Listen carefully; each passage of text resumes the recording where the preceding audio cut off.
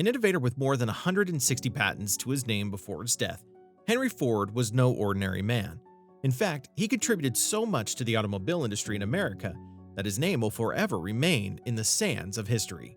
But how did he grow to become one of the most influential American industrialists? Here is a story of the life and times of Henry Ford.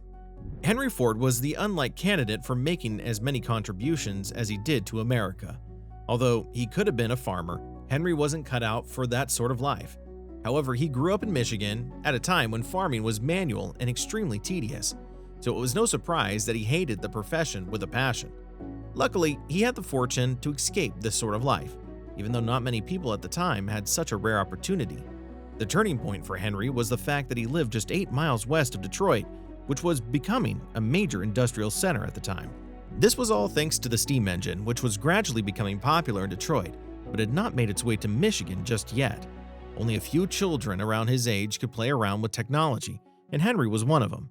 He would get his hands on the wristwatches of some rich neighbors and take them apart within a few minutes. By the time he was 12 years old, Henry could not only take the watches apart, but he could also repair them easily.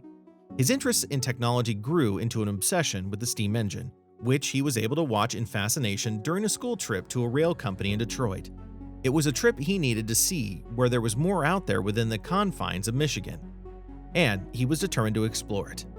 Thankfully, steam engines had already started making their way into the farming community by the time Henry was a teenager. It wasn't as stressful as before since they had access to sawmills and coal-powered threshing machines that eliminated much of the manual labor. Since it was a common sight, it was only a matter of time before Henry knew everything about them and how to fix them. Against his father's wishes, Henry packed his bags at 16 and made his way to Detroit as a young mechanic. It wasn't difficult to get lucrative employment in this booming city with a population that was increasing exponentially thanks to its vast mines of lumber, iron, and copper. While working in Detroit, Henry discovered the gas engine, which was being produced by Nicholas Otto in small numbers. Although it hadn't become a phenomenon in America at the time, it was getting pretty popular in Europe. One look, and Henry knew it was way better than the steam engines.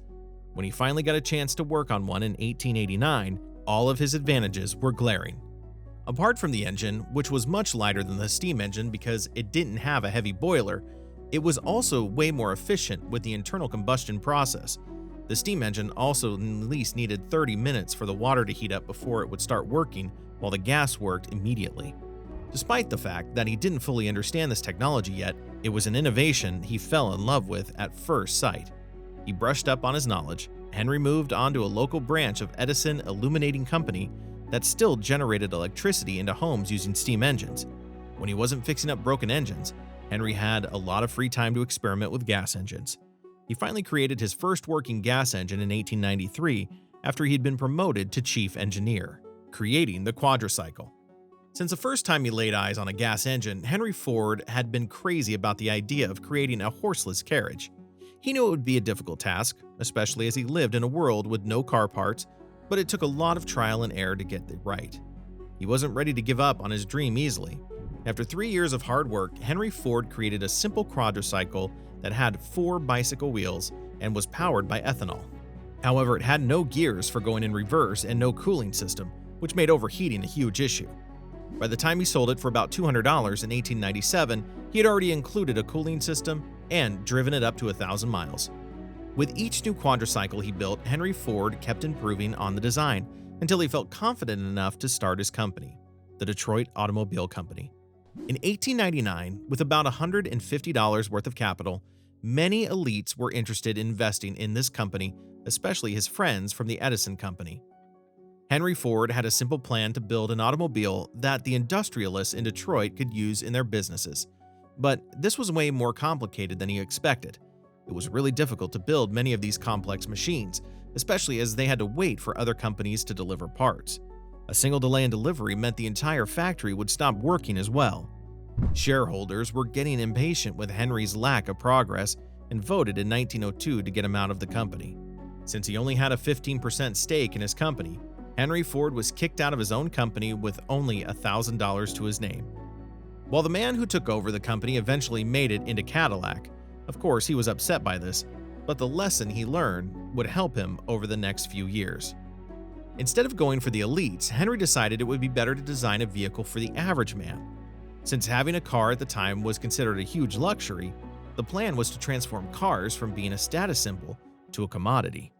After 20 different designs, starting from the first letter of the alphabet, he was able to come up with a design of something meaningful. However, those years were sustained by capital from loved ones over 5 years. The biggest upgrade was the production process, which he outsourced completely to the Dodge Brothers company and then got the idea to create an assembly line. When he created the affordable Model N in 1906, it went on to become one of the best-selling cars in the United States and led him to become the biggest car producer in the industry. The birth of the Ford Manufacturing Company. Ford Manufacturing Company came to life in 1905 with its own factory. In this factory, he produced transmissions and engines for his cars, which reduced the chances of delays during production.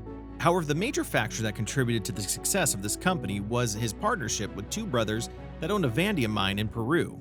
As of 1907, vanadium steel was still new to America, even though it was twice as strong as regular steel. However, the fact that it had these advantages, included being lighter, made the difficulty in producing this alloy worth it. The Peruvian mine belonged to Joseph and James Flannery, who was responsible for distributing vanadium steel to the United States and countries in Europe, and still had so much left. When Henry approached them, it wasn't difficult to convince the brothers that they would help in the transition of his entire manufacturing process to vanadium steel. With this, Henry built this heat treatment plant, and the company supplied all the vanadium he needed for his Ford cars. The Model T, which was designed in 1908, was the first to be made in vanadium steel, and still was a huge success. Although it wasn't the cheapest car he had made at the time, it was by far the best as it was stronger than most of its competitors. This was all the marketing he needed, and this car got up to 25,000 orders within a few weeks of its release, despite the fact that Ford was only able to produce about 17,000 units. Realizing that this model was a big deal, Henry built another big factory in 1910, where he perfected the moving assembly line in 1913. After this, production doubled every year, and just 6 years later, Ford was producing more than 500,000 vehicles. Another strategy that worked for Henry Ford was to reduce the prices of his cars. Cutting the price of the Model T increased his market share so much that his company was a force to be reckoned with in the United States. About half of the cars in America as of 1918 were Model T vehicles, and this continued well into the 1920s. With this, Henry had successfully begun the age of the automobile in America, with his company dominating within the first 2 decades. The rest of the auto industry finally caught up with his brand, but Henry was already one of the richest men alive at the time. Now you know all about the life and times of Henry Ford, and that's a wrap. Which Ford model is your favorite? Let us know in the comments. Did you like this video? Well, we're always posting amazing content like this, so don't forget to subscribe to our channel so you don't miss out. Thanks for watching.